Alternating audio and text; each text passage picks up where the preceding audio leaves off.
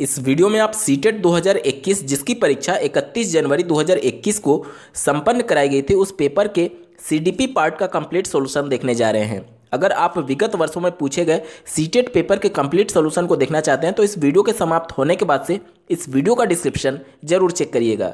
चलिए दोस्तों, इस वीडियो को प्रारंभ करते हैं।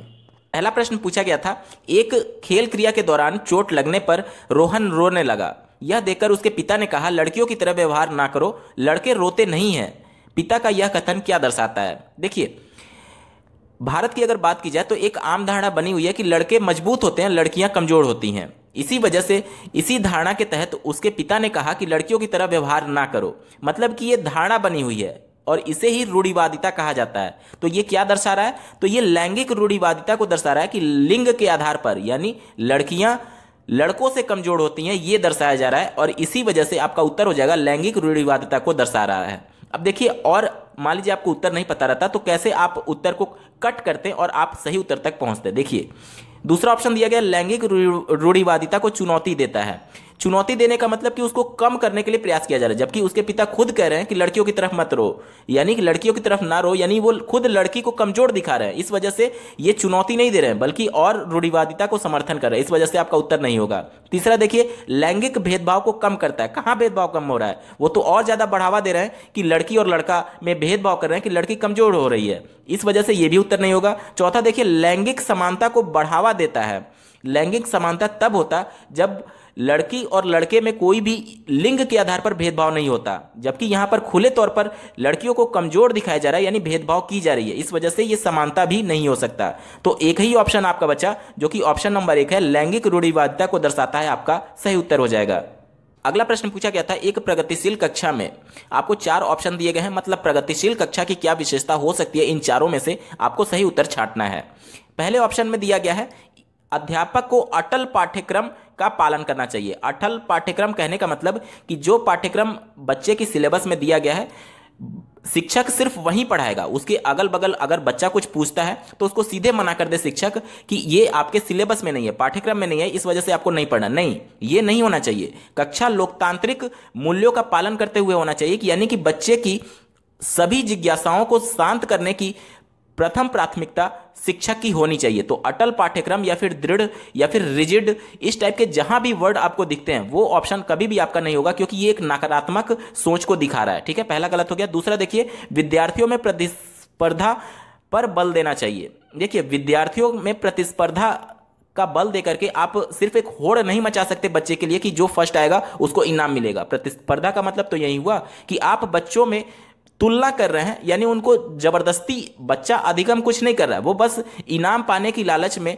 अपने आप को ज्यादा अच्छा साबित करने की कोशिश करेगा। जबकि देखा जाए तो उसमें अधिगम यानी वो कुछ सीख नहीं रहा है। तो ये भी एक निगेटिव उत्तर है। प्रतिस्पर्धा को केवल बढ़ावा नहीं दिया जा सकता प्रगतिशील कक्षा में। ठीक है, बढ़ते हैं तीसरे ऑप्शन की तरफ, ज्ञान की संरचना के लिए प्रचुर मौके देना चाहिए। ये एक ऑप्शन आपका सही लग रहा है, लेकिन हम अगले ऑप्शन को भी देखेंगे। चौथा ऑप्शन दिया गया है, विद्यार्थियों को उनके अकादमिक अंकों के आधार पर नामांकित करना चाहिए। देखिए, प्रगतिशील कक्षा में कभी भी अंकों को वेटेज नहीं दिया जाता है। देखिए, आप किसी भी अभ्यर्थी का अंक के आधार पर उसका भविष्य तय नहीं कर सकते या फिर उनका मूल्यांकन नहीं कर सकते कि ये कम अंक पाया हुआ है तो ये कमजोर होगा, क्योंकि एनसीएफ 2005 सतत मूल्यांकन पर आपको बढ़ावा देता है। यानी कि बच्चे की लगातार मूल्यांकन होनी चाहिए हर वो छोटी मोटी गतिविधियों पर, ना कि एक फाइनल परीक्षा में अंक के आधार पर अभ्यर्थी का मूल्यांकन नहीं होना चाहिए। इस वजह से जहां पर भी आपको अंकों के आधार पर मूल्यांकन की बात की जाए वो भी एक निगेटिव सेंस माना जाता है। तो इस हिसाब से आपका चौथा उत्तर भी कट गया। एक ही ऑप्शन बचा था आपका जो कि ऑप्शन नंबर 3 है, ज्ञान के संरचना के लिए प्रचुर मौके प्रदान करना चाहिए। ये आपका सही उत्तर है। अगला प्रश्न पूछा गया था, एक गतिविधि के दौरान छात्रों को संघर्ष करते देख एक अध्यापिका बच्चों को संकेत और इशारे जैसे क्या, क्यों, कैसे प्रदान करने का फैसला लेती है। लेव वाइगोत्स्की के सिद्धांत के अनुसार अध्यापिका की यह योजना क्या है? देखिए, यहां पर लेव वाइगोत्स्की मेंशन करने से यह प्रश्न आसान हो गया है। देखिए, मतलब कि संघर्ष करते हुए देखते हुए शिक्षक ने बच्चे को क्या, क्यों, कैसे, मतलब कुछ हिंट दे रही है उसको फैसला लेने के संदर्भ में। ठीक है, और जब भी समस्या से पूर्व हिंट दिया जाए और वो अस्थायी हो तो वहां पर वाइगोत्स्की ने इसे पाड़ या फिर आधारभूत संरचना का नाम दिया है जिसे इंग्लिश में स्कैफोल्डिंग कहा जाता है। ठीक है, इस हिसाब से आपका उत्तर हो जाएगा ऑप्शन नंबर 2, अधिगम के लिए पाड़ आधारभूत संरचना का काम करेगी। चौथा प्रश्न पूछा गया था, बच्चों के समाजीकरण, वर्ड आप लोग को ध्यान देना है, समाजीकरण की बात की जा रही है, के संबंध में निम्न में से कौन सा कथन सही है। बोला जा रहा है कि विद्यालय समाजीकरण का द्वितीयक कारक है, विद्यालय द्वितीयक कारक है, और परिवार समाजीकरण का प्रथम कारक बताया गया है, जो कि सही है। क्योंकि देखिए, बालक स्वयं जिसके संपर्क में आता है वो प्रथम कारक माना जाता है। चूंकि बच्चा जब पैदा होता है तो सबसे पहले परिवार के सदस्यों के साथ घुलता मिलता है, इस वजह से परिवार प्रथम कारक कहा गया है। और विद्यालय चूंकि वह दूसरे के द्वारा संपर्क में लाया जाता है, ऐसा तो है नहीं कि बच्चा पैदा होते तुरंत विद्यालय चला गया, तो वहां पर विद्यालय द्वितीय कारक होगा। कहने का मतलब आप आसान भाषा में समझ लीजिए, जहां पर बालक स्वयं के माध्यम से संपर्क में किसी दूसरे के आ रहा है, जैसे कि परिवार के माध्यम से स्वयं संपर्क में आ रहा है या फिर पास पड़ोस के बच्चों के साथ स्वयं में संपर्क में आ रहा है, तो वहां पर पास पड़ोस के बच्चे और परिवार प्राथमिक कारक होगा, और विद्यालय जहां पर वह दूसरे के माध्यम से संपर्क में लाया जा रहा है, इस वजह से द्वितीय कारक होगा। चौथे का ऑप्शन नंबर 1 सही उत्तर है। पांचवा प्रश्न पूछा गया था, बहुबुद्धि का सिद्धांत जोड़ देता है। पहला ऑप्शन दिया गया है, बुद्धिलब्धि केवल वस्तुनिष्ठ परीक्षणों द्वारा ही मापी जा सकती है। देखिए, प्रश्न में आपसे बहुबुद्धि की बात की जा रही है, ठीक है, और पहले ऑप्शन में एक वर्ड लिखा गया है केवल। केवल एक ऐसा शब्द है जो उत्तर को सीमित कर देता है। इसका मतलब यह हुआ कि जो बहुबुद्धि है उसके सिद्धांत में यह कहा गया है कि बुद्धिलब्धि केवल वस्तुनिष्ठ परीक्षणों द्वारा ही मापी जा सकती है, इसके अलावा कोई भी परीक्षण बुद्धिलब्धि नहीं नापता है, जो कि आपके उत्तर को सीमित कर दे रहा है। इस वजह से पहला उत्तर नहीं हो सकता, पहला ऑप्शन कट हो गया। दूसरा देखिए, एक आयाम में बुद्धिमत्ता अन्य सभी आयामों में बुद्धिमत्ता निर्धारित करती है। इस ऑप्शन का मतलब यह हुआ कि अगर किसी एक कार्य क्षेत्र में बालक ज्यादा बुद्धिमत्ता दिखा रहा है, मतलब कि अगर बहुत कुशाग्र बुद्धि का है, तो अन्य आयामों में यानी दूसरे फील्ड में भी वो उतना ही बुद्धि का प्रयोग करेगा, जो कि ऑप्शन गलत है। अगर आप उदाहरण से समझिए, मान लीजिए कोई गायक है जो म्यूजिक के फील्ड से जुड़ा हुआ है, तो अगर वो गायकी की उतनी परख रखता है, उतनी शिक्षा रखता है, तो ये जरूरी नहीं है कि वो वैज्ञानिक सोच भी रखता हो। अगर ऐसा होता तो एक गायक वैज्ञानिक भी होता, डॉक्टर भी होता, शिक्षक भी होता। इसके कहने का मतलब तो यही हो रहा है कि एक आयाम में अगर वो बुद्धिमत्ता रखता है तो सभी आयाम में बुद्धिमत्ता रखता है, ये जरूरी नहीं है। इस वजह से ये ऑप्शन आपका गलत हो गया, ठीक है।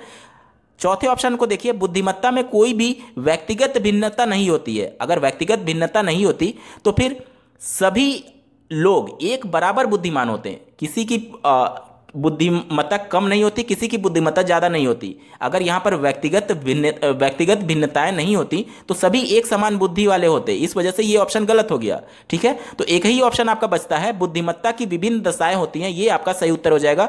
पांचवे का ऑप्शन नंबर 3, बुद्धिमत्ता की विभिन्न दशाएं हैं सही उत्तर। अगला प्रश्न पूछा गया था, लॉरेंस कोलबर्ग के सिद्धांत के अनुसार किसी कार्य को इसलिए करना क्योंकि दूसरे इसे स्वीकृति देते हैं, नैतिक विकास के किस चरण को दर्शाता है। देखिए, लॉरेंस कोलबर्ग ने नैतिक विकास को 3 चरणों में बांटा हुआ है। पहला प्रथापूर्व, दूसरा प्रथागत और तीसरा उत्तर प्रथागत। चौथा उनके द्वारा कोई भी वर्गीकरण नहीं किया गया है, इस वजह से अमूर्त संक्रियात्मक उत्तर आपका पहले ही गलत हो गया। अब बचते हैं 3 ऑप्शन। 3 ऑप्शन में से कौन सा आपका उत्तर सही है? तो इसका सही उत्तर है ऑप्शन नंबर 2, प्रथागत। आप इसको थोड़ा सा समझ लीजिए कि प्रथागत की आयु जो उनके द्वारा बताई गई थी वो 10 से 13 वर्ष बताई गई थी। इस अवस्था में जो बालक होता है वो समाज से स्वीकृत किए गए उन व्यवहारों को प्रदर्शित करता है जो कि वह अपने समाज में देख रहा होता है, अपने माँ बाप से या फिर अपने शिक्षकों से या फिर आस पड़ोस से। तो जो समाज द्वारा स्वीकृति की गई व्यवहार है उनको ही कॉपी करना नैतिक विकास के प्रथागत चरण में लॉरेंस कोलबर्ग ने बताया था। आप प्रथा पूर्व को समझ लीजिए, इसमें क्या होता है कि नैतिक विकास का बिल्कुल भी विकास नहीं हुआ रहता है बच्चे में। अब ये कैसे, इसको समझिए। जैसे कि मान लीजिए आपके घर में 2 छोटे बच्चे होंगे, तो उनमें एक को आप टॉफी दीजिएगा, तो वो आप उससे बोलिएगा कि आप अपने छोटे भाई को टॉफी दे दीजिए, तो वो तब तक नहीं देगा जब तक कि उसको भय नहीं होगा कि कोई मुझे पीट देगा इस बात के लिए कि अगर मैं टॉफी नहीं दूंगा। तो जब तक उसको कोई डर ना हो तब तक उसमें नैतिकता का विकास नहीं होगा।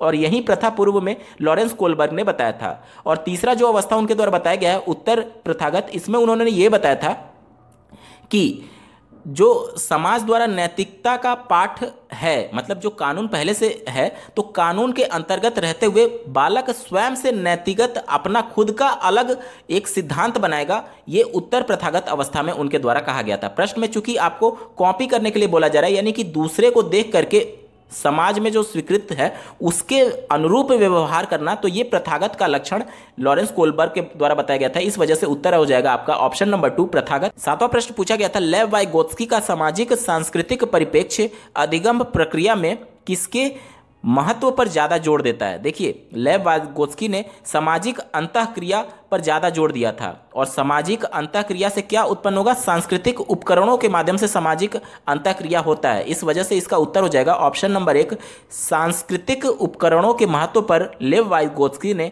ज्यादा जोर दिया था। अगला प्रश्न पूछा गया था, जीन पियाजे अपने संज्ञानात्मक विकास के सिद्धांत में संज्ञानात्मक संरचनाओं को के रूप में वर्णित करते हैं। देखिए, जीन पियाजे का नाम आ गया तो आपका प्रश्न बहुत आसान हो गया। इसका उत्तर हो जाएगा ऑप्शन नंबर 4 स्कीमा। स्कीमा क्या होता है, तो बच्चे या फिर कोई भी अपने मन में किसी की भी छोटी छोटी इमेज बना लेते हैं पैकेट्स ऑफ इंफॉर्मेशन के तौर पर। यानी कि अगर बच्चा मान लीजिए हाथी देख रहा है तो उसके दिमाग में पहले से वो इमेज बनी हुई है और वो उसे तुलना करके तुरंत बताता है पापा देखो हाथी। तो कहीं ना कहीं उसके माइंड में वो पहले से इमेज बनी हुई थी और उसी इमेज से कंपैरिजन करके उन्होंने बताया कि पापा देखो हाथी जा रहा है।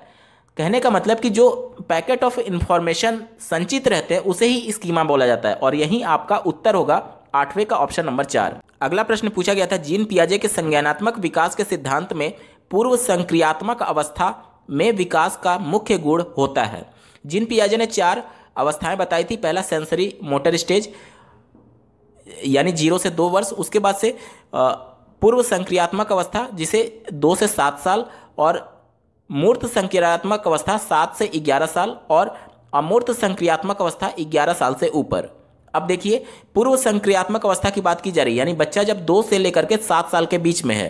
इसी रेंज को ध्यान में रख करके आपको उत्तर देना है। क्या 2 साल का बालक अमूर्त चिंतन कर सकता है? बिल्कुल नहीं कर सकता, पहला ऑप्शन गलत हो गया। तीसरा देखिए, परिकल्पित निगमनात्मक सोच। निगमनात्मक सोच का मतलब कि पहले नियम बता दिया जाए तब उसको उदाहरण समझाया जाए, तो क्या वो समझ पाएगा? नहीं समझ पाएगा। पहले आगमनात्मक सोच उसमें आएगी, पहले उदाहरण करके उसके बाद उसको बताया जाए तब वो चीज़ें अच्छी से समझ पाएगा उस समय, उस आयु एज में। निगमनात्मक का मतलब ये होता है पहले उसको नियम बता करके फिर उसको उदाहरण बताया जाए। इस टाइप की थिंकिंग 2 से 7 साल के बच्चे में नहीं आती है। चौथा ऑप्शन दिया गया संरक्षण और पदार्थों को क्रमबद्ध करने की क्षमता। यह भी आपका पूर्व संक्रियात्मक अवस्था में नहीं आता है। बचा एक ही ऑप्शन, ऑप्शन नंबर 2 विचार सोच की केंद्रीकरण। यही आपका सही उत्तर होगा 9वें का ऑप्शन नंबर 2। अगला प्रश्न पूछा गया था, विकास के संदर्भ में निम्न में से कौन सा कथन सही है? पहला ऑप्शन दिया गया विकास की दर सभी संस्कृतियों में सभी के लिए समान होती है। अगर सबके लिए समान होती विकास की दर तो फिर सभी की बुद्धि भी समान होती। कह रहा है कि सभी संस्कृतियों में सभी के लिए समान होती है, जो कि ऑप्शन गलत है। ठीक है। दूसरा देखिए, विकास केवल विद्यालय में होने वाली अधिगम से ही होता है। अगर ऐसा रहता तो फिर औपचारिक और अनौपचारिक अधिगम की बात ही नहीं आती। इस वजह से ऑप्शन आपका गलत हो गया। तीसरा देखिए, विकास केवल बाल्यावस्था के दौरान ही होता है। इसका मतलब ये हुआ बाल्यावस्था के बाद किशोरावस्था में जाने के बाद उसमें विकास रुक जाता है, जो कि ऑप्शन गलत है, क्योंकि विकास जीवन पर्यंत चलने वाली प्रक्रिया है। और अगला ऑप्शन देखिए, विकास बहुआयामी होता है, जो कि ऑप्शन आपका सही है। 10वें का ऑप्शन नंबर 4 सही उत्तर होगा। अगला प्रश्न पूछा गया था, जन्म से किशोरावस्था तक बच्चों में विकास किस क्रम में होता है? देखिए, सबसे पहले संवेदी गामक स्थिति आती है। अगर जीन पियाजे का अवस्था आपको याद होगा तो सबसे पहले संवेदी गामक, उसके बाद से पूर्व संक्रियात्मक, उसके बाद से मूर्त और अंतिम में अमूर्त चिंतन का स्टेज आता है। ऑप्शन नंबर 1 देखिए, संवेदी, उसके बाद से मूर्त और अंत में अमूर्त सही उत्तर होगा। अगला प्रश्न पूछा गया था, एक प्रगतिशील कक्षा में व्यक्तिगत भिन्नताओं को किस प्रकार देखा जाना चाहिए? पहला ऑप्शन दिया गया अधिगम की प्रक्रिया में बाधा। व्यक्तिगत भिन्नता कभी भी अधिगम की प्रक्रिया में बाधा नहीं होती है। अगर ऐसा होता तो समावेशी कक्षा के कॉन्सेप्ट को नहीं लाया जाता। पहला ऑप्शन आपका गलत हो गया। ठीक है। दूसरा देखिए, अध्यापक के पक्ष पर असफलता। ये अध्यापक के लिए चुनौती होनी चाहिए कि कितनी व्यक्तिगत भिन्नताओं के बाद भी वो अपनी अधिगम प्रक्रिया को सुचारू रूप से चला पाए। तो ये ऑप्शन भी आपका गलत हो गया। ठीक है। तीसरा ऑप्शन दिया गया था योग्यता आधारित समूह बनाने का मापदंड। देखिए, एनसीएफ 2005 ये कहता है कि मूल्यांकन का उद्देश्य कमियों को दूर करने के लिए किया जाना चाहिए कि कहां पर बच्चे को अधिगम में समस्याएं आ रही हैं, ना कि समूह बनाने के लिए, योग्यता के आधार पर समूह बनाने के लिए कभी भी इसका प्रमुख उद्देश्य नहीं रहा है। इस वजह से ऑप्शन नंबर 3 भी कट गया और एक ही ऑप्शन बचा, ऑप्शन नंबर 4, वहीं आपका सही उत्तर हो जाएगा। देखिए, अध्यापन अधिगम प्रक्रिया की परियोजना के लिए महत्वपूर्ण, ये महत्वपूर्ण है कि सभी बालक में क्या व्यक्तिगत भिन्नताएं हैं, जिसके लिए उनकी समीक्षा करते हुए शिक्षक को कक्षा में शिक्षण कार्य करना चाहिए। तो यही आपका सही उत्तर हो जाएगा। अगला प्रश्न पूछा गया था, एक समावेशी कक्षा में निम्न में से किस पर जोर होना चाहिए। पहला दिया गया प्रदर्शन अभिमुखी लक्ष्यों पर। इसका मतलब यह हुआ कि बालक को सिर्फ परफॉर्म करने के लिए, यानी अच्छा रिजल्ट देने के लिए उनका प्रमुख लक्ष्य होना चाहिए, जो कि गलत है। अधिगम का मुख्य उद्देश्य है बालकों को शिक्षा देना, उनको व्यवहारिक परिवर्तन करना, ना कि उनको एक लक्ष्य के प्रति प्रेरित करना लगातार। ये ऑप्शन गलत हो गया। दूसरा दिया गया समरूपी निर्देशों के लिए, ये भी ऑप्शन गलत हो गया है। अधिगम का या फिर समावेशी कक्षा का उद्देश्य केवल समरूपी निर्देश देना नहीं है। समरूपी का मतलब कि सबके लिए एक समान निर्देश। अगर सबके लिए एक समान निर्देश होता तो फिर उपचारात्मक और निदानात्मक शिक्षा की आवश्यकता ही नहीं पड़ती, क्योंकि सबको एक तरीके से एक शिक्षण विधि से नहीं पढ़ाया जा सकता। सबकी व्यक्तिगत योग्यता अलग अलग है और सब एक दूसरे से व्यक्तिगत रूप से भिन्न है। इस वजह से समरूपी निर्देश नहीं दिए जा सकते। तीसरा ऑप्शन दिया गया है सामाजिक पहचान के आधार पर छात्रों का अलगाव।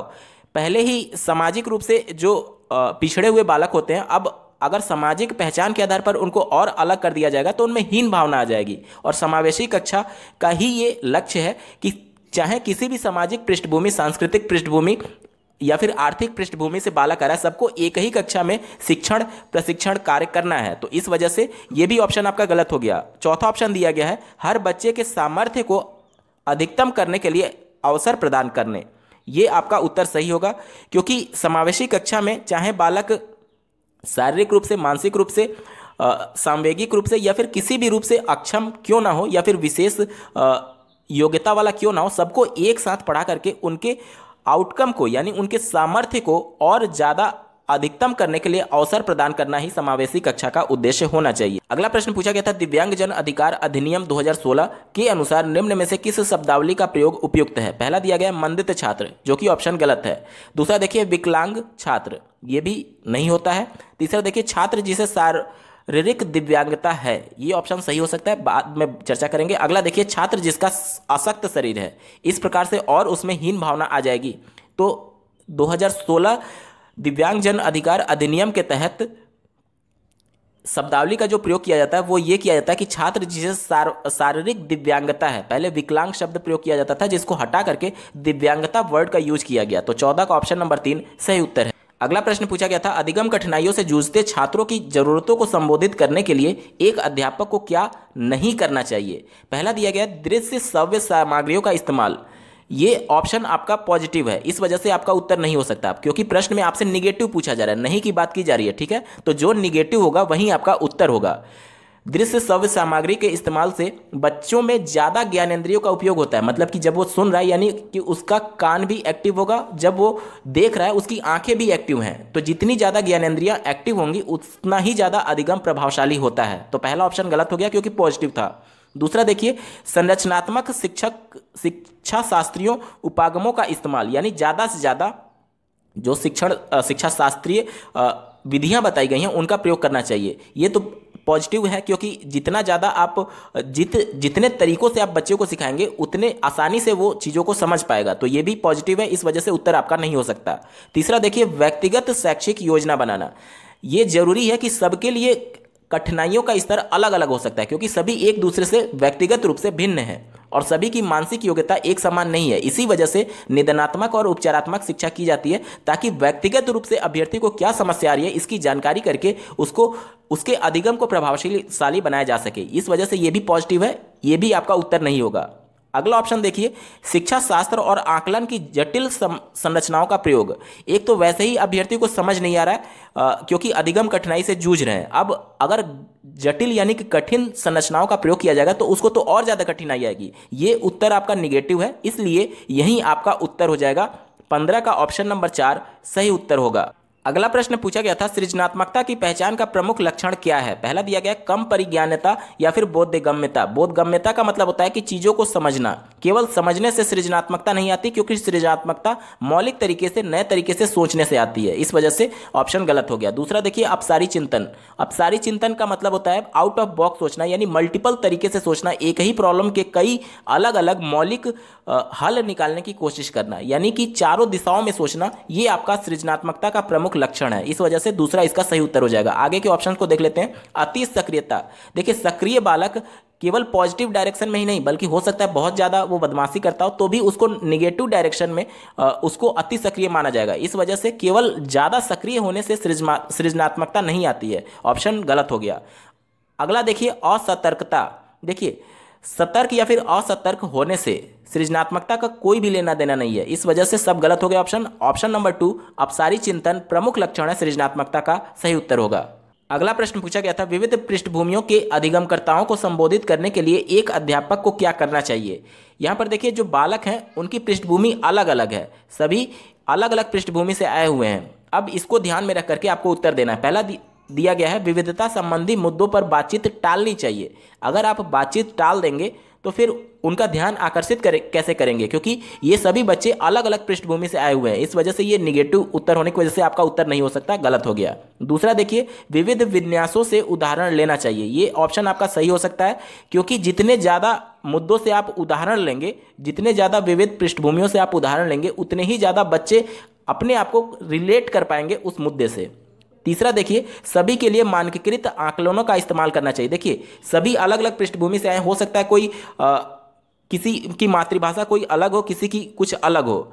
इस हिसाब से अगर सबके लिए मानकीकृत कहने का मतलब कि एक कॉमन या फिर एक ऐसा मानक बना दिया जाए जो सबके लिए कॉमन हो, ये हो ही नहीं सकता, क्योंकि सभी की व्यक्तिगत भिन्नताएं अलग अलग हैं। इस वजह से मानकीकृत आकलन कभी भी अच्छा नहीं माना जा सकता। इस वजह से ये निगेटिव है, इस वजह से आपका उत्तर नहीं हो सकता। अगला देखिए, ऐसे कथनों का इस्तेमाल करना चाहिए जो कि नकारात्मक रूढ़िवादिता धारणाओं को मजबूत करे। ये तो देखने में ही निगेटिव लग रहा है कि एक तो रूढ़िवादिता की बात की जा रही है और वो भी नकारात्मक बात की जा रही है। इस वजह से ये ऑप्शन आपका गलत हो गया। एक ही उत्तर बचता है जो पॉजिटिव है। ऑप्शन नंबर 2 विविध विन्यासों से उदाहरण लेने चाहिए, आपका सही उत्तर हो जाएगा। अगला प्रश्न पूछा गया था, समस्या समाधान क्षमताओं को किस प्रकार सुसाध्य किया जा सकता है? कहने का मतलब ये है कि समस्या को सॉल्व करने के लिए क्या उपाय अपनाए जा सकते हैं। देखिए, पहला ऑप्शन दिया गया लगातार अभ्यास और कार्यान्वयन पर जोर देकर के।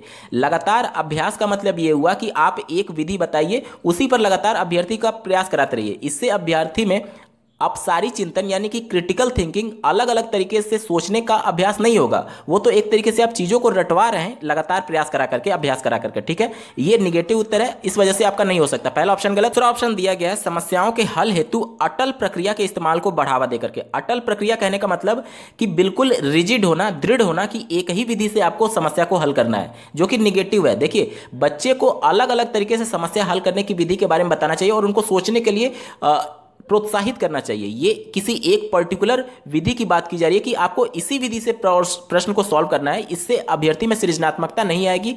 इस वजह से ये निगेटिव है, इस वजह से आपका उत्तर नहीं हो सकता। बढ़ते हैं अगले ऑप्शन की तरफ, समरूपों के इस्तेमाल को बढ़ावा देकर के। देखिए, ये पॉजिटिव उत्तर है आपका। क्यों?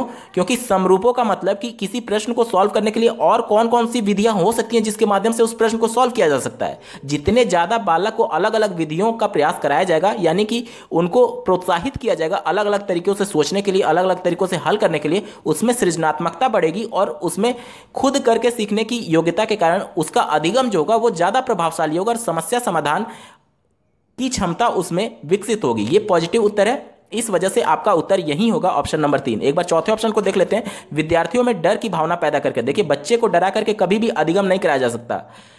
आप जानवर को डरा करके उसको ट्रेंड करते हैं, उसको एजुकेट नहीं करते हैं। ठीक है, आप देखते होंगे सर्कस में जो भी हाथी, बिल्ली, जिसको भी ट्रेनिंग दी जाती है उसको ट्रेंड जानवर बोला जाता है, उसको एजुकेटेड जानवर नहीं बोला जाता है। तो यहाँ पे एजुकेशन की बात हो रही है, अधिगम की बात हो रही है, डर की कहीं से भी समर्थन नहीं किया जाना चाहिए। एनसीएफ 2005 भी इसका अपोज करता है, इस वजह से ये निगेटिव उत्तर है, आपका ऑप्शन गलत हो गया। तो 18 का ऑप्शन नंबर 3, समरूपों के इस्तेमाल को बढ़ावा देकर के समस्या समाधान क्षमताओं को विकसित किया जा सकता है, सही उत्तर होगा। 19वां प्रश्न पूछा गया था, अधिगम की अभिप्रेरणा को किस प्रकार कायम रखा जा सकता है। अभिप्रेरणा का मतलब कैसे उनको मोटिवेट किया जा सकता है पढ़ने के लिए, सीखने के लिए, अधिगम के लिए। ठीक है, देखिए पहला ऑप्शन दिया गया बच्चे को डरा करके, दंड दे करके। दंड देना हमेशा निगेटिव माना गया है एनसीएफ 2005 में, इस वजह से आपका उत्तर नहीं हो सकता। दूसरा देखिए, प्रवीणता अभिमुखी लक्ष्यों पर जोर दे करके, ये एक पॉजिटिव है, इसका उत्तर हो सकता है, लेकिन आगे के ऑप्शन को भी एक बार देख लेते हैं। तीसरा दिया गया बच्चों को बहुत आसान क्रियाकलाप दे करके। देखिए बच्चा जब जैसे जैसे ऊंची कक्षाओं में जाता जाता है तो उसको आसान, आप उसको हमेशा जोड़ घटाना नहीं देंगे, बल्कि उसकी मानसिक योग्यता और उसके आयु के हिसाब से उसको समस्या समाधान करने के लिए देंगे। कहने का मतलब कि हमेशा उसको आसान क्रियाकलाप नहीं दिया जा सकता, अधिगम प्रभावी नहीं होगा। इस वजह से निगेटिव होने की वजह से ये उत्तर आपका गलत हो गया। चौथा दिया गया है यंत्रवत याद कराने पर जोर दे करके। जहां भी आपको यंत्रवत यानी मशीन शब्द का प्रयोग दिख जाए कि मशीन की तरह रट्टा मराना, एनसीएफ 2005 पूरी तरीके से अपोज करता है रटने को लेकर के। इस वजह से निगेटिव होने की वजह से ये आपका उत्तर नहीं होगा। एक ही ऑप्शन आपका बचा, ऑप्शन नंबर 2। 20वां प्रश्न पूछा गया था, शर्मिंदगी का संज्ञान से कोई संबंध नहीं है। नहीं, शर्मिंदगी होने पर संज्ञान पर बुरा प्रभाव पड़ता है, क्योंकि आप कक्षा में देखेंगे कोई बालक किसी बात को लेकर के अगर शर्मिंदगी महसूस करता है तो फिर वो उतना ध्यान कक्षा में नहीं दे पाता, यानी कहीं ना कहीं उसके संज्ञान से ये जुड़ा हुआ है। इस वजह से निगेटिव होने की वजह से ये उत्तर आपका गलत हो गया। दूसरा देखिए, शर्मिंदगी का संज्ञान पर नकारात्मक प्रभाव पड़ सकता है। यही बात हम लोग अभी चर्चा कर रहे थे कि जैसे देखिए कक्षा में अगर बच्चा शर्मिंदगी महसूस कर रहा है तो वो सीखने में कठिनाई महसूस करेगा, यानी कहीं ना कहीं उसके संज्ञान पर नकारात्मक प्रभाव पड़ रहा है। ये उत्तर आपका सही होगा। आगे के ऑप्शन देख लेते हैं। बच्चों को अधिगम हेतु अभिप्रेरित करने के लिए बहुत प्रभावशाली है। देखिए कई बार होता है, जैसे आप शर्मिंदगी को पॉजिटिव वे में ले सकते हैं, क्योंकि मान लीजिए कोई लगातार गलत कार्य कर रहा है तो उसको शर्मिंदगी दिखाएंगे तो वो थोड़ा सा उसमें आत्मचिंतन होगा कि हाँ मैं गलत कर रहा हूँ, और वो सही डायरेक्शन में जा सकता है। लेकिन आप हमेशा कहें कि इसका पॉजिटिव प्रभाव ही पड़ेगा, ये जरूरी नहीं है। यहाँ पर देखिए कह रहा है बच्चों को अधिगम हेतु अभिप्रेरित करने के लिए बहुत प्रभावशाली है, यानी कि हमेशा की चर्चा कर रहा है। हमेशा प्रभावशाली नहीं होगा, कभी कभी प्रभावशाली हो सकता है लेकिन हमेशा नहीं होगा। इस वजह से आपका उत्तर गलत हो गया। चौथा दिया गया है, शर्मिंदगी के भाव को अध्यापन अधिगम प्रक्रिया में बारंबार पैदा करना चाहिए। ये बहुत गलत है, क्योंकि बार बार अगर आप किसी को शर्मिंदा करेंगे तो उसका मन अधिगम से हट जाएगा, वो अधिगम करना ही नहीं चाहेगा और पढ़ाई बीच में छोड़ सकता है। 21वां प्रश्न पूछा गया था, निम्न में से अध्यापन अधिगम का सबसे प्रभावशाली माध्यम क्या है। यानी सीखने सिखाने की सबसे प्रभावशाली विधि आपसे पूछी जा रही है, कौन सा माध्यम हो सकता है। विषय वस्तु का यंत्रवत याद करना। देखिए कई बार मैंने आपको बताया जहां भी यंत्रवत दिख जाए यानी मशीन की तरह रट्टा मराया जा रहा है तो ये एनसीएफ इसका अपोज करता है। निगेटिव होने की वजह से ये आपका उत्तर नहीं हो सकता। ठीक है, दूसरा देखिए, संकल्पनाओं के बीच संबंध खोजना, ये एक पॉजिटिव उत्तर हो सकता है, लेकिन आगे के ऑप्शंस को भी ध्यान से देखेंगे। तीसरा दिया गया, बिना विश्लेषण के अवलोकन करना। केवल चीज़ों को देखना और उसका विश्लेषण ना करना, इससे कोई अधिगम नहीं होगा। मतलब किसी बालक को कोई चीज़ दिखा दीजिए, मशीन दिखा दीजिए और उसके बारे में बस बोलिए कि आप देखते रहिए, इसके बारे में आपको विश्लेषण नहीं करना है। जब तक उसके बारे में वो विश्लेषण करेगा नहीं, सोचेगा नहीं, क्रिटिकल थिंकिंग नहीं करेगा, तब तक वो सीख नहीं सकता। तो केवल अवलोकन करने से और बिना विश्लेषण के अध्यापन अधिगम प्रभावशाली नहीं होता। निगेटिव होने की वजह से ये उत्तर गलत हो गया। चौथा देखिए, अनुकरण, नकल और दोहराना। केवल नकल करने और अनुकरण करने से अधिगम नहीं होगा। अगर यही होता तो सब लोग आज आइंस्टीन होते, सब लोग आज न्यूटन होते, क्योंकि देख करके, उनको देख करके लोग सीख रहे होते। लेकिन जब तक बालक खुद करके नहीं सीखेगा तब तक केवल अनुकरण करने से वो अधिगम नहीं कर पाएगा। इस वजह से निगेटिव होने की वजह से ये उत्तर गलत हो गया। 21वें का एक ही पॉजिटिव उत्तर है, ऑप्शन नंबर 2, संकल्पनाओं के बीच संबंध खोजना। ये आपका सही उत्तर हो जाएगा। 22वां प्रश्न पूछा गया था, एक अध्यापिका को दिए गए किसी कार्यकलाप में छात्रों के विभिन्न त्रुटियों का विश्लेषण करना चाहिए। ध्यान दीजिएगा, छात्र जो त्रुटियां कर रहे हैं, अध्यापिका को उसका विश्लेषण क्यों करना चाहिए, ये आपसे पूछा जा रहा है। पहला दिया गया है, इसके आधार पर दंड की मात्रा निर्धारित करने के लिए। देखिए एनसीएफ हमेशा दंड या फिर पीटना या फिर छात्रों को दंडित करना, इन सभी का विरोध कर रहा है। यानी बच्चे को आप दंड नहीं दे सकते हैं, भले ही वो कितनी भी बड़ी गलती करे, आपको दंड नहीं देना है। जहां भी ये दंड दिख जाए वो निगेटिव उत्तर हो जाता है और वो उत्तर आपका नहीं हो सकता। दूसरा देखिए, त्रुटियों की समझ अध्यापन अधिगम प्रक्रिया के लिए अर्थपूर्ण है। ये पॉजिटिव उत्तर हो सकता है, क्योंकि जैसे ही त्रुटियों के बारे में अध्यापिका को पता चलेगा तो वो उन त्रुटियों को दूर करने के लिए अपने अधिगम या फिर अध्यापन शैली में कुछ परिवर्तन कर सकती है। तो ये एक पॉजिटिव उत्तर लग रहा है। लेकिन आगे के ऑप्शन को देख लेते हैं। इसके आधार पर वो ज़्यादा त्रुटियां करने वाले छात्रों को दूसरे छात्रों से अलग कर सकती है। देखिए, कभी भी छात्रों को कमजोर या फिर मजबूत छात्र में बांट करके कभी भी अधिगम प्रभावशाली नहीं किया जा सकता, क्योंकि ये एक तरीके से जो समावेशी शिक्षा है उसका विरोध कर रही है। इस वजह से निगेटिव होने की वजह से ये आपका उत्तर नहीं हो सकता। चौथा देखिए, अधिगम केवल त्रुटियों के शोधन पर निर्भर है। देखिए, एक महान मनोवैज्ञानिक ने कहा है कि ना सीखना भी या फिर त्रुटियां करना भी अधिगम का ही पार्ट है और ना सीखना भी अधिगम है। तो यहां पर देख लीजिए, जब तक बालक त्रुटि करेगा नहीं तब तक वो कुछ सीख नहीं सकता, क्योंकि जब त्रुटि करेगा तो फिर से उसमें सुधार करके नए तरीके से करने की कोशिश करेगा, यानी उसका अधिगम होगा। यानी त्रुटियों को बिल्कुल दरकिनार करके अधिगम नहीं किया जा सकता। तो इसका एक ही पॉजिटिव उत्तर था, ऑप्शन नंबर 2, त्रुटियों की समझ अध्यापन अधिगम प्रक्रिया के लिए अर्थपूर्ण है, सही उत्तर होगा। 23वां प्रश्न पूछा गया था, बच्चों को सीखने में कठिनाई होती है जब। प्रश्न में आपसे कठिनाई पूछा जा रहा है, यानी कि जो निगेटिव होगा वहीं आपका उत्तर होगा। अब देखिए, पहला ऑप्शन दिया गया, सूचना अलग अलग टुकड़ों में प्रस्तुत की जाए। सूचना को जब अलग अलग टुकड़ों में आप प्रस्तुत करते हैं तो वो एक तरीके से कंप्लीट इंफॉर्मेशन नहीं देता है और इससे अधिगम प्रभावित होती है। ये निगेटिव है, इस वजह से आपका उत्तर हो सकता है। लेकिन हम लोग आगे के ऑप्शन को भी एक बार ध्यान से देखेंगे। दूसरा ऑप्शन दिया गया है, वो आंतरिक रूप से अभिप्रेरित है। जब बच्चा इंटरनली मोटिवेटेड होता है, यानी कि वो खुद से पढ़ने के लिए प्रेरित है, तब तो अधिगम में कठिनाई कहाँ आएगी जब वो खुद प्रेरित है। ये पॉजिटिव था, इस वजह से उत्तर नहीं हो सकता, क्योंकि प्रश्न में निगेटिव की बात की जा रही है और जो निगेटिव होगा वहीं आपका उत्तर होगा। तीसरा देखिए, अधिगम सामाजिक संदर्भ में हो। लेव वाइगोत्स्की ने सामाजिक अंतःक्रिया का सिद्धांत दिया था, जिसके माध्यम से उन्होंने बताया कि बच्चे सामाजिक रूप से अंतःक्रिया करके ही सीखते हैं, और यही चर्चा इसमें की गई है, यानी ये पॉजिटिव है। आपका उत्तर नहीं हो सकता, क्योंकि प्रश्न में आपसे निगेटिव ऑप्शन के बारे में पूछा जा रहा है। चौथा देखिए, विषय वस्तु को बहुरूपों में प्रस्तुत किया गया हो, यानी कि मल्टीपल तरीके से जो कॉन्सेप्ट है उसको बताया गया, तो ये तो पॉजिटिव हो गया ना, क्योंकि बच्चे को अनेक तरीके से सृजनात्मक रूप से, मौलिक रूप से, अनेक विधियों के माध्यम से उसको बताया जा रहा है, तो ये तो एक पॉजिटिव है, इस वजह से उत्तर नहीं हो सकता। प्रश्न में निगेटिव की बात की गई थी, एक ही ऑप्शन निगेटिव है, ऑप्शन नंबर 1, सूचना को अलग अलग टुकड़ों में प्रस्तुत करना, यानी कंप्लीट इंफॉर्मेशन ना देना, ये बच्चों को सीखने में कठिनाई महसूस हो सकती है। 23वें का ऑप्शन नंबर 1 सही उत्तर है। 24वां प्रश्न पूछा गया था, अधिगम की सर्वोत्तम अवस्था कौन सी है। पहला देखिए, उच्च उत्तेजना, उच्च भय। उत्तेजना को आप समझ लीजिए कि उत्तेजना का मतलब कि वो एक्साइटेड है कि मुझे पढ़ना है, तो ये तो एक पॉजिटिव सेंस है। लेकिन बहुत ज़्यादा एक्साइटेड कि सब कुछ काम धाम छोड़ करके नहीं मुझे अधिगम ही करना है, ऐसा भी नहीं होना चाहिए। मतलब कि एक मॉडरेट होना चाहिए कि हाँ, अंदर से वो एक्साइटेड तो हो कि मुझे सीखना है, कुछ नया सीखना है। ये चीज़ एक तरीके से संतुलित अवस्था में होनी चाहिए, ठीक है। और देखिए, यहाँ पर भय दिया गया है। देखिए, भय जब भी कभी अधिगम में आएगा तो वो निगेटिव उत्तर को कर देता है, ठीक है। निगेटिव होने से ये ऑप्शन निगेटिव हो गया, आपका उत्तर नहीं हो सकता, पहला ऑप्शन कट हो गया। दूसरा देखिए, निम्न उच्च उत्तेजना, उच्च भय, ये भी निगेटिव हो गया भय की वजह से, इस वजह से आपका उत्तर नहीं होगा। तीसरा देखिए, संतुलित उत्तेजना, कोई भय नहीं। यहाँ पर देखिए, ये भी पॉजिटिव है, ये भी पॉजिटिव है, क्योंकि जो उनका उत्तेजना था, एक्साइटमेंट था, वो संतुलित है, स्टेबल है, इस वजह से ये आपका ऑप्शन सही है। और कोई भय भी नहीं है, इस वजह से यही एक पॉजिटिव है।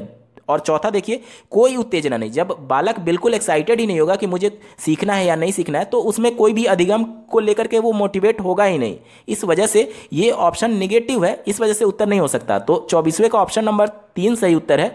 संतुलित उत्तेजना होनी चाहिए और कोई भय नहीं होनी चाहिए, सर्वोत्तम अवस्था अधिगम की यही मानी गई है। 25वां प्रश्न पूछा गया था, अधिगम का संरचनात्मक विचार यह सुझाव देता है कि ज्ञान की संरचना में बच्चे की कोई भूमिका नहीं होती है। नहीं, आज हम लोग बाल केंद्रित शिक्षा की बात करते हैं, जिसमें बालक केंद्र में है, और यहाँ ऑप्शन निगेटिव है कि कह रहा है कि बच्चे की कोई भूमिका ही नहीं है, तो ये तो निगेटिव ऑप्शन हो गया, इस वजह से आपका उत्तर नहीं हो सकता। दूसरा देखिए, बच्चे पूर्ण रूप से वयस्कों पर निर्भर रहते हैं।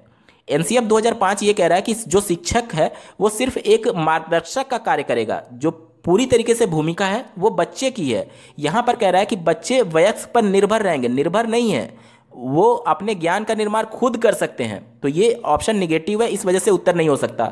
तीसरा देखिए, बच्चे सक्रिय भूमिका निभाते हैं, ये आपका एक पॉजिटिव ऑप्शन है। लेकिन आगे वाले ऑप्शन को देख लेते हैं, बच्चे पूर्ण रूप से पाठ्य पुस्तकों पर निर्भर रहते हैं। नहीं, अगर ऐसा रहता तो फिर औपचारिक और अनौपचारिक शिक्षा की बात नहीं आती।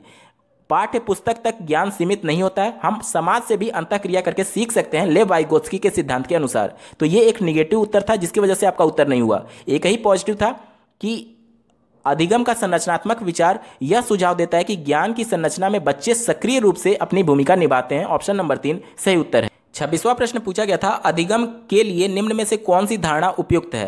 कह रहा है कि योग्यता सुधार्य है, यानी कि जो योग्यता बालक के अंदर है अगर वो निगेटिव में है तो उसको सुधारा जा सकता है। ये तो पॉजिटिव हो गया, क्योंकि अगर वो प्रयास करे और कुछ ऐसी चीज़ें हैं जो कि नकारात्मक उसके अंदर है उसको सुधार किया जा सकता है। दूसरा कह रहा है कि योग्यता अटल होती है, ऐसा रहता तो फिर अधिगम कराने की आवश्यकता ही नहीं होती। बच्चा जब पैदा हो गया तो उसके अंदर जो भी क्वालिटीज़ है अगर वो निश्चित हो जाती कि अब वो कुछ नया उसमें चेंज नहीं कर पाएगा तो वो अधिगम करेगा ही क्यों। ठीक है, तो ये एक निगेटिव हो गया, क्योंकि जहां भी आपको अटल दिख जाए, दृढ़ दिख जाए, एक ही दिख जाए, ये सब निगेटिव वर्ड्स होते हैं। इसको देखते ही आपको ऑप्शन को कट कर देना है। तीसरा देखिए, प्रयासों से कोई फर्क नहीं पड़ता। अगर प्रयास से फर्क नहीं पड़ता तो फिर त्रुटि और भूल का सिद्धांत क्यों आता है, या फिर बालक को बार बार प्रयास करने के लिए क्यों बोला जाता है, अलग अलग तरीकों से प्रयास करने के लिए क्यों बोला जाता है। ये ऑप्शन निगेटिव है, गलत हो गया। ठीक है, चौथा देखिए, असफलता अनियंत्रित है। अगर ऐसा रहता तो बालक हमेशा असफल होता। लोग अपने जीवन में केवल असफल होते अगर अनियंत्रित होता। उसको नियंत्रित किया जा सकता कैसे, अधिगम करके, प्रयासों के माध्यम से और कठिन परिश्रम करके। तो ये सब चीजें निगेटिव सेंस में जा रही हैं, इस वजह से उत्तर नहीं हो सकता। एक ही आपका ऑप्शन पॉजिटिव था कि योग्यता जो है वो सुधार्य है, मतलब उसमें सुधार किया जा सकता है। 26वें का ऑप्शन नंबर 1 सही उत्तर है। 27वां प्रश्न पूछा गया था, निम्न में से कौन सी परिपाटी विद्यार्थियों में संकल्पनात्मक समझ में बढ़ोतरी करने के लिए सहायक है। यानी सीधे तौर पे आप समझिए कि बच्चे में समझ विकसित करने के लिए निम्न में से कौन सा उत्तरदायी हो सकता है पॉजिटिव सेंस में। पहला दिया गया है प्रतिस्पर्धा आधारित प्रतिस्पर्धाएं, यानी कि क्लास में सिर्फ अभ्यर्थियों में प्रतिस्पर्धा कराई जाए कि कौन फर्स्ट आएगा उसको इनाम मिलेगा। इस टाइप से बच्चे अधिगम नहीं करेंगे, क्योंकि बच्चे इनाम की लालच में वो रटी रटाई चीज़ों पर ज़्यादा फोकस करेंगे। आप पहले के बोर्ड्स में देखते थे कि बच्चों को अंक दिया जाता था तो बच्चे ज़्यादा अंक लाने के लिए मशीन की तरह रट्टा मारते थे। लेकिन अब एनसीएफ 2005 ग्रेडिंग सिस्टम को इसीलिए बढ़ावा दे रहा है कि आपको प्रतिस्पर्धा पर ध्यान नहीं देना है, बल्कि सकारात्मक तौर पे सतत मूल्यांकन पर फोकस करना है। इस वजह से आपका उत्तर नहीं हो सकता, क्योंकि निगेटिव था। दूसरा देखिए, पाठ्य पुस्तक केंद्रित शिक्षा शास्त्र, यानी कि बच्चे को केवल पाठ्य पुस्तक तक ही शिक्षा तक सीमित रखा जाए, ये भी ऑप्शन आपका निगेटिव है। क्योंकि आजकल हम लोग सतत मूल्यांकन कर रहे हैं, खेल के मैदान में भी मूल्यांकन हो रहा है, सिर्फ पाठ्य पुस्तक पर आधारित उसका मूल्यांकन नहीं हो रहा है। इस वजह से ये ऑप्शन गलत हो गया। तीसरा देखिए, बारंबार परीक्षाएं, बच्चे को अधिगम ना करा करके केवल परीक्षा ली जाए। केवल परीक्षा लेना अधिगम का मुख्य उद्देश्य नहीं है। परीक्षा का उद्देश्य ये होता है कि बच्चे की कमजोरियों को पता लगा करके उस पर कार्य किया जाए, ये परीक्षा का उद्देश्य होना चाहिए। बार बार परीक्षाएं लेने से उसमें समझ विकसित नहीं होगी। ये निगेटिव था, इस वजह से उत्तर गलत हो गया। एक ही ऑप्शन बचा, ऑप्शन नंबर 4 अन्वेषण और संवाद, यानी कि संवाद यानी कि कम्युनिकेशन जब सामाजिक रूप से अंतःक्रिया करेगा, और अन्वेषण यानी कि नई नई खोज करेगा, तब उसमें संकल्पनात्मक समझ विकसित होगी। 27 का ऑप्शन नंबर 4 सही उत्तर है। 28वां प्रश्न पूछा गया है, एक कार्य के दौरान साइना स्वयं से बात कर रही है कि वह कार्य पर किस प्रकार प्रगति कर सकती है। लेव वाइगोत्स्की के भाषा और चिंतन सोच के बारे में दिए गए विचारों के अनुसार इस तरह का व्यक्तिगत वाक्य क्या दर्शाता है। इसका उत्तर हो जाएगा ऑप्शन नंबर 2 स्वनियमन, यानी कि जो बालक योजना बनाता है उसी को मन में वो स्वयं से बातें करता रहता है व्यक्तिगत वाक्य के रूप में, और इसे लेव वाइगोत्स्की ने स्वनियमन कहा था। 28 का ऑप्शन नंबर 2 सही उत्तर होगा। पूछा गया था, मूल्यांकन पद्धतियों का लक्ष्य होना चाहिए। पहला दिया गया विद्यार्थियों को नामांकित करना। केवल मूल्यांकन के आधार पर पास या फिर फेल घोषित करना ये मूल्यांकन का लक्ष्य नहीं हो सकता, क्योंकि मूल्यांकन कमियों को जानने के लिए किया जाता है। तो ये ऑप्शन निगेटिव था, उत्तर नहीं हो सकता। दूसरा देखिए, योग्यता आधारित समूहों में विद्यार्थियों को विभाजित करना। कभी भी लोगों को विभाजित करना कि तुम कमजोर हो और तुम कठिन हो, इस वजह से अलग अलग ग्रुप बनाइए, ये एनसीएफ और समावेशी शिक्षा दोनों इसका विरोध कर रही है। इस वजह से ये निगेटिव था, उत्तर नहीं हो सकता। तीसरा देखिए, विद्यार्थियों की जरूरतों एवं आवश्यकताओं की पहचान करना, ये एक पॉजिटिव सेंस है, यही आपका उत्तर है। लेकिन चौथे ऑप्शन को देख लेते हैं, पुरस्कार वितरण हेतु उच्च अंक प्राप्त करने वाले विद्यार्थियों की पहचान करना, नहीं, यह भी मूल्यांकन का उद्देश्य नहीं होता है। ऑप्शन नंबर 3 इसका सही उत्तर है। 30वां प्रश्न पूछा गया था, बच्चों के विकास की व्यक्तिगत विभिन्नताओं को किस पर प्रतिरोपित किया जा सकता है, यानी कि बच्चे में जो विकास हो रहा है वो किससे ज्यादा प्रभावित हो रहा है। कह रहा है केवल आनुवांशिकता के आधार पर, केवल आनुवांशिकता ही बच्चे के विकास को प्रभावित करती है, जो कि ऑप्शन गलत हो गया। अगर ऐसा रहता तो फिर जो बालक मतलब जो डॉक्टर का बच्चा पैदा हो रहा है वो डॉक्टर ही बनता, जो इंजीनियर का बच्चा पैदा हो रहा है वो इंजीनियर ही बनता। अगर केवल आनुवंशिकता पर ही उसका विकास निर्भर होता। तो ठीक है, इस वजह से निगेटिव था, ऑप्शन गलत हो गया। दूसरा कह रहा है केवल पर्यावरण पर। अगर ऐसा रहता तो किसी चोर का बच्चा अगर किसी डॉक्टर के घर में चला गया तो उसको इन्वायरमेंट वैसा मिल गया, पर्यावरण वैसा मिल गया कि वो पढ़ लिख कर जाए, लेकिन वो आगे डॉक्टर बनेगा या नहीं, इंजीनियर बनेगा या नहीं, वो बहुत सारे फैक्टर्स पर डिपेंड करता है। तो केवल पर्यावरण नहीं कहा जा सकता, आनुवांशिकता भी, यानी उसके अंदर भी वो लक्षण होंगे जो उसके माँ बाप से मिले होंगे। तीसरा कह रहा है ना आनुवांशिकता पर ना पर्यावरण पर, यही दोनों मेन कारक होते हैं और इसी को नकार रहा है, नेगेटिव उत्तर था, ऑप्शन नहीं हो सकता। चौथा देखिए, आनुवांशिकता एवं पर्यावरण की पारस्परिकता पर, यानी कि दोनों समान रूप से प्रभावी होते हैं तभी बच्चे का विकास होता है। यानी कि बच्चे अपने माँ बाप से भी कुछ गुणों को लेते हैं और वातावरण से भी कुछ गुण अपने अंदर विकसित करते हैं, तब उनका विकास होता है। यही उत्तर आपका पॉजिटिव था और यही आपका सही उत्तर हो जाएगा। दोस्तों यहाँ पर आपका पूरा पेपर सॉल्व हो चुका है। आपको ये वीडियो कैसा लगा कमेंट जरूर करिएगा, क्योंकि आप लोग की प्रतिक्रिया मेरे लिए बहुमूल्य है। साथ ही विगत वर्षों में पूछे गए सीटेट के सभी प्रश्न पत्रों का कंप्लीट सॉल्यूशन देखने के लिए आप इस वीडियो का डिस्क्रिप्शन जरूर चेक करिए। इस वीडियो को देखने के लिए आपका बहुत बहुत धन्यवाद। भगवान करे आपका दिन शुभ हो।